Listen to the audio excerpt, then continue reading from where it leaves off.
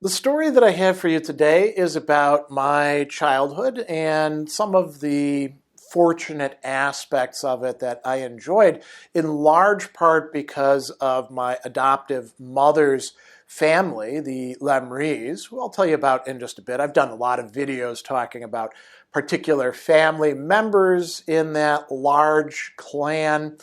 And they lived in Chicago for quite a long time.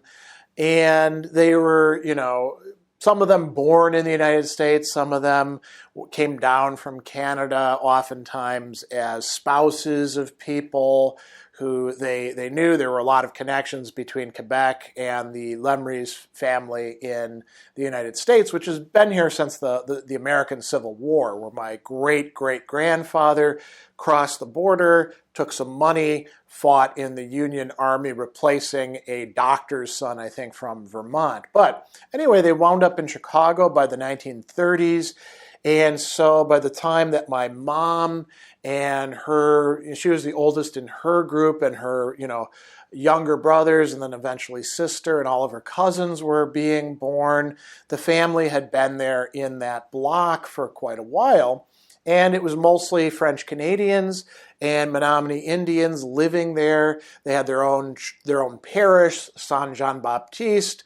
They had all sorts of places to go in the area, and things were kind of segregated ethnically, right? If you crossed into somebody else's neighborhood, they might beat you up. As a matter of fact, Uncle Hubert, great Uncle Hubert, used to talk about how the Irish used to come into their neighborhood and raise hell until they, beat them up and drove them out. So anyway, the family was in Chicago, and early on, the brothers within the family, so we're talking about my grandparents' generation, and brothers included not just blood brothers, but brothers-in-law as well, they pooled their money and they bought some land in Indiana across the border, not too far in, fairly close to where my family still has land in northwestern Indiana near Roselawn. So anyway, they bought a farm, and the reason that they did this was, they would grow things out there and, supplement their diet that way. People had gardens back then. But it was also to have a place to get out of the dirty, grimy, sometimes dangerous city. And so they would quite routinely take the kids out there for weekends in the summer. This is my mom's generation that we're talking about.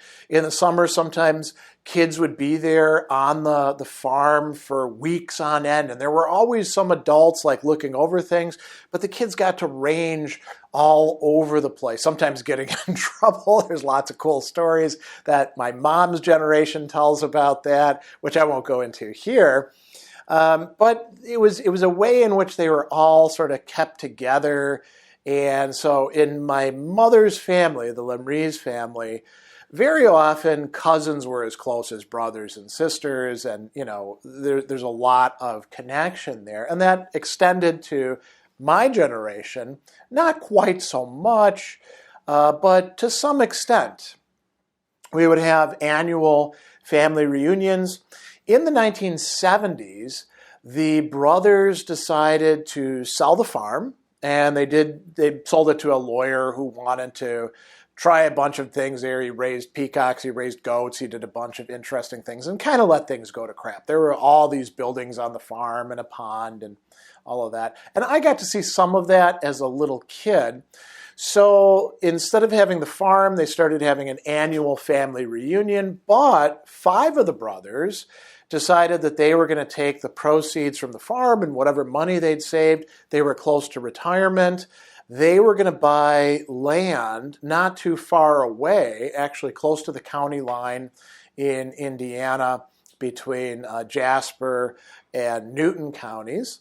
And they were supposed to all build their houses there and retire in a kind of complex or compound. And 2 of the brothers didn't end up doing that, but 3 of them did. 2 of those brothers were my grandfather and my great uncle Hubert. Now, Grandpa and Uncle Hubert married two sisters, my grandma and Aunt Therese, also known as Aunt Tunny. And, Hubert and Therese were, I think, the older ones. Hubert definitely was. And then my grandma and grandpa were a little bit younger. But they're all fairly close in age, very close together. And they each built a Wausau home, these prefab homes that you could buy. They'd bring them in, put them there on a foundation for you, actually on a basement, right? And what they did was very, very smart. They put the two houses down, and then they had connecting them a 4-car garage made of cinder blocks, and they put a deck on top of it, and they would go out there at night and hang out. You could walk across the way, and so there was all this extra space. You had the two Wausau homes, each of which had maybe 1,000 square feet or so, and then you had a full basement underneath, which was not fully furnished, but you could use as living space. Then you had this massive garage underneath. So it was really like, for each of the houses that they bought, they wound up with 3 times at least the space of those houses. And then my Uncle Ernie and Aunt Bernice, they built another house just a little bit away from there. And all of them were living together. And that's what I grew up with as a kid. We would go there. I've talked about already in another video what it was like going there, Chez Lemrise, for Christmas. We would go there for Easter. We would go there for Thanksgiving. We would often go there just to go there as a visit. And my dad really loved these people, and they loved him. My mom, of course, had grown up with all of them. And so when we kids would go along, it was really, kind of a cool place. There were so many people who we liked and things to do. And so that's what I'm going to tell you about, particularly when it comes to the summers, where some of the time I would be there with my parents and my sister, and some of the times I would just be staying there by myself. And I might stay with Grandpa and Grandma, or I might stay with Uncle Hubert and Aunt Tunny, or I didn't stay with Uncle Ernie and Aunt Bernice, but eventually Uncle Ernie actually died and Aunt Bernice moved away, and they sold it to my mother's sister, Aunt Bibian, and her husband, Uncle Scott. So sometimes I would stay with them. And they were much closer to me in age. They're only 12 years older than me, so they were a younger, couple. And they had children of their own. Aunt Bib had Christopher, and then Scott adopted him, and then they had Lisette and Nicholas, who's actually my godson. By the way, my mom was Aunt Bib's godmother. Aunt Bib is my godmother. I am her son's godfather. He is the godfather of one of my kids. It just gets very complicated the way these things work out. So anyway, from an early age, I would be out there. And, we would do a lot of things in the houses and just outside of the houses in the summer. There was no air conditioning or anything like that. And it was pretty hot and humid in an Indiana summer. So, we would often sit down in that garage area. They would use the shade, and they'd put a card table, and we would, play cards and chat or stuff like that. We often played pinochle or cribbage. Those were the main games that we would play. And Uncle Hubert would often go off and read his books. And Uncle Hubert, who I've talked about in another video, is a great promoter of literacy, a guy who had to drop out of school in 4th grade, but was one of the most literate people I knew because he read constantly, and he promoted reading in all the rest of us. So, the average day, I would wake up, go have breakfast. It was usually breakfast cereal. We'd have those little boxes that you can buy. So as opposed to at home where whatever breakfast cereal we had, it was in a big box and you ate that. Here you get to choose a bit. And, if the Grandma or Aunt Tunny were feeling like making breakfast, they'd make us bacon and eggs or stuff like that. And I should mention, too, that for a good bit of the time, My Uncle Aim, my mother's brother, lived with Grandpa and Grandma as well. He had a room that was kind of walled off in the basement, and he would do wood carving and all sorts of cool stuff. And so as a kid who, grew up kind of in the countryside where I lived, being there was wonderful. And so I want to tell you a bit about the land as it once existed. So that area of Indiana is very sandy, very flat. It used to be a marsh. It was actually part of the Grand Kankakee Marsh.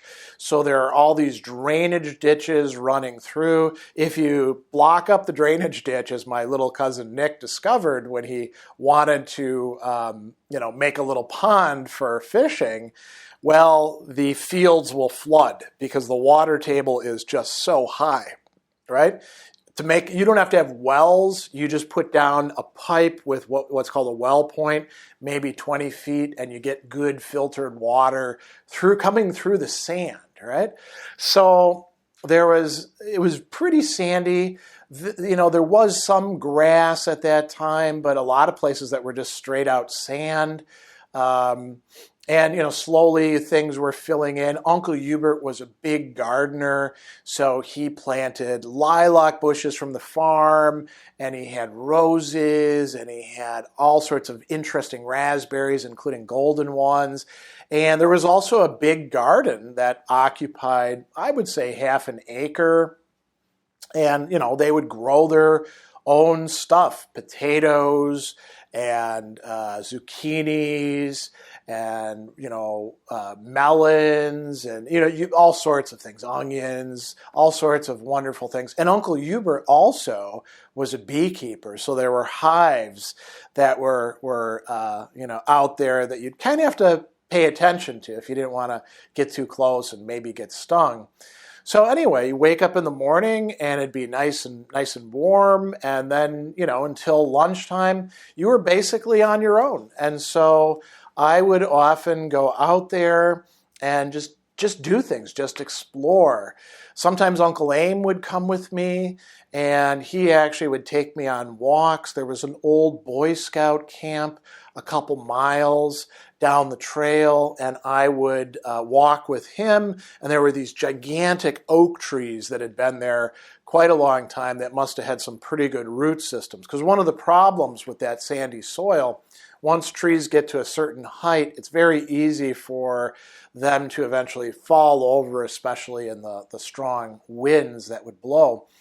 So anyway, we would go on these walks, and there were fields that my family would let out. There was a local farmer who would, basically rent them, and then oftentimes Scott's dad, who was also he was an old farmer, but he was also for a long time a state trooper.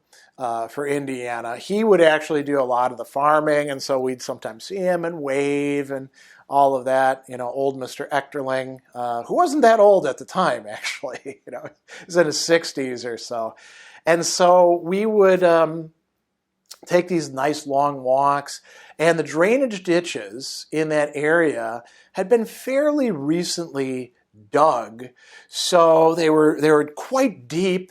And there were massive piles of sand lining them. So imagine like a very deep ditch filled with water, and then up on top of the ditch, big piles of sand running for, many, many yards. And, I would go out there and dig around in the sand and take my, toy soldiers and have wars, or I would explore the wooded areas.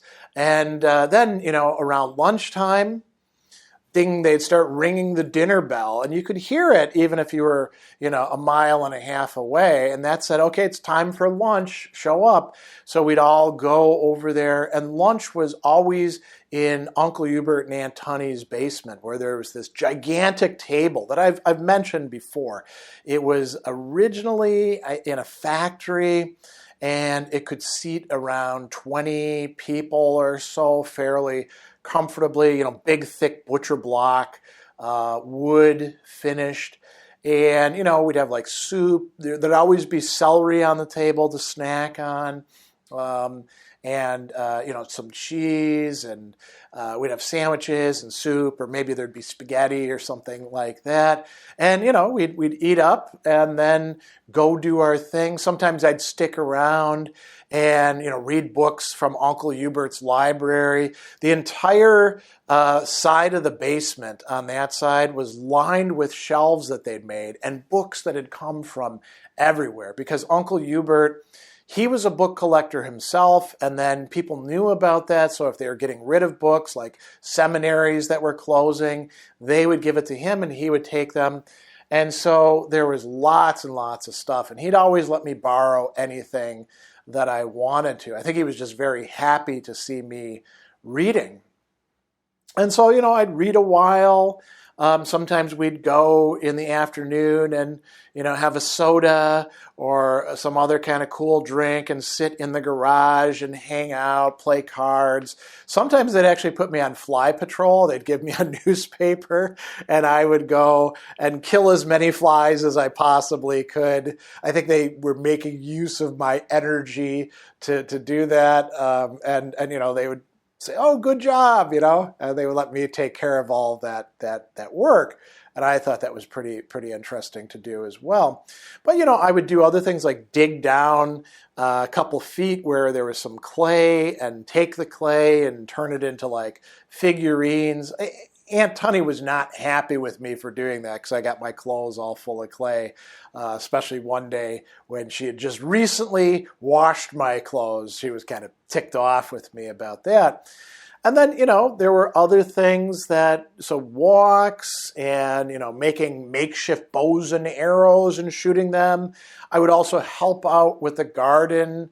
You'd have chores like go over there and sweep that stuff up, or go to the garden and weed that row, or we had to pick potato bugs off of the potato plants. There were all sorts of other things like that we would do, and I would help out because I had chores at home, and it just seemed like the way that you should repay people for housing you, feeding you, caring for you, and all of that. And I would be there sometimes for a weekend, sometimes for weeks at a time. As a matter of fact, the year that my dad died, I was staying in Indiana while my sister stayed in Chicago with my mother's brother, Uncle John, and Aunt Mary. I stayed out there at Grandpa and Grandma's house, and Aunt Tunny and Uncle Hubert's house, and with Aunt Bib and Uncle Scott for probably at least 2 months of that summer before my dad finally died in early August. And, it was a terrible time, but it was good to be there with them. My grandpa, he liked to do things with me.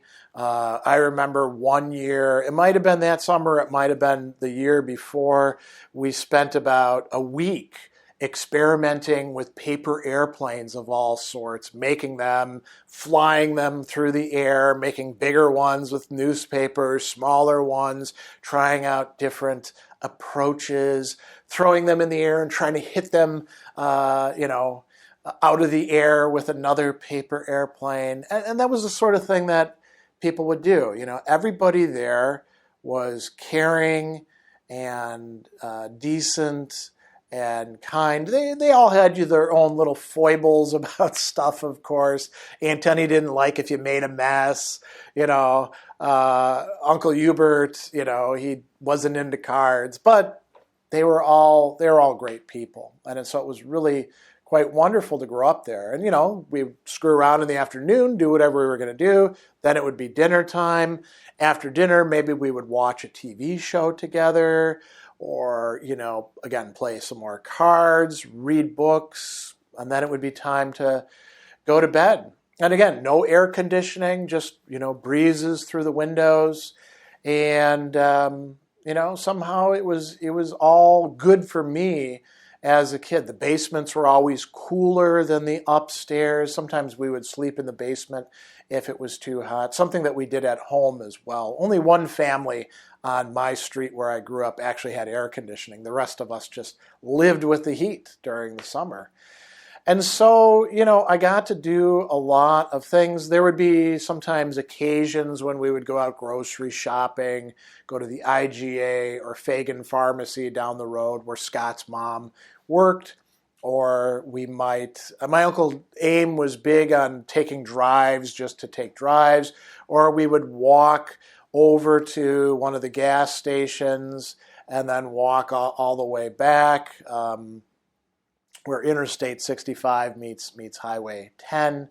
And sometimes we would do things like go to a fair or, we always went to church and we didn't go to church on Sunday. Typically, we would go on Saturday evening for the vigil. So, we'd get out and about and do things, but most of the time was there on that big, big plot of land. And this is before a lot of people moved to that area. So over time, some of that land got sold and then subdivided and turned into subdivisions with people living there. Much of the land was not originally my family's, but all that land around there, with the exception of a neighbor to the north, was essentially just left alone. It was either fields or meadows or woods. And then once they started selling it off and subdividing it and families started moving in, it got busier. It got, there was still plenty of nature, but things changed. The windrows got big and wild. The big piles of sand by the drainage ditches with years and years of rain were eroded down to almost nothing. Really something to see, but it took decades for that to happen.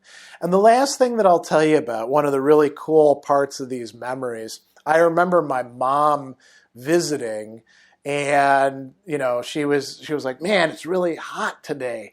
We should go swimming. Now, there weren't a lot of lakes or places around where you could go swimming. I mean, theoretically, we could have gone to the Kankakee, big river that flows in the area just down the road, but we never really did that either.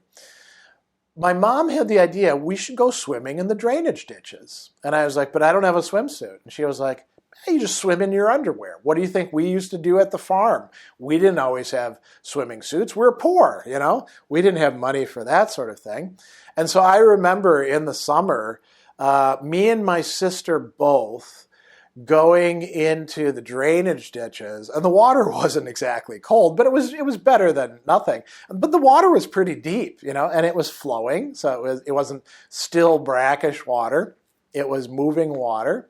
And it was kind of fun. And it was like, we were doing our own weird thing that nobody else did. If I went to school and I was like, yeah, we took off our clothes except our underwear and swam in the drainage ditches, they'd all look at me like, what the hell are you talking about? But it was something that we did back then. There was nobody around for miles. And so we just had complete run of the place. And so I have many, many very happy memories of that time, that place. It's not the same now, of course. Everything changes over time. But I still have it up here, and now I've laid out a little bit of it for you so you can kind of participate in it on your own, at least the bits of my memories that I've conveyed to you.